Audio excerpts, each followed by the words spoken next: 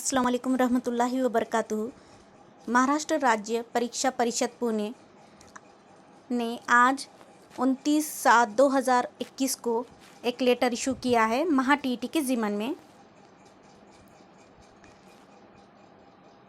Online अर्ज व शुल्क भरण्याचा कालावधी इसकी डेट दी गई है 3/8/2021 से 25/8/2021 तक।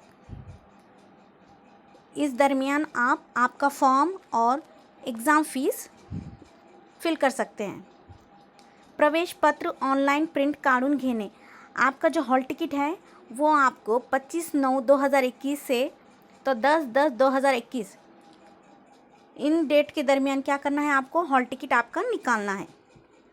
और आपकी पेपर फर्स्ट जो रहेगा, शिक्षक पात्रता परीक्षा पेपर फर्स्ट की डेट है 10/10/2021 और उसका टाइमिंग रहेगा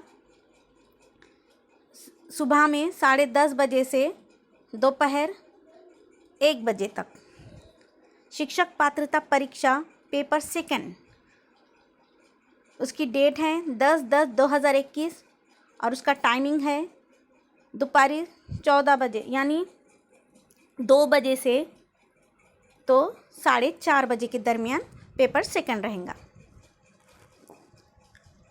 और भी कुछ जानकारी आपको चाहिए तो आप www.mahatt.in पर इस वेबसाइट पर जाकर आप और ज़्यादा जानकारी प्राप्त कर सकते हैं।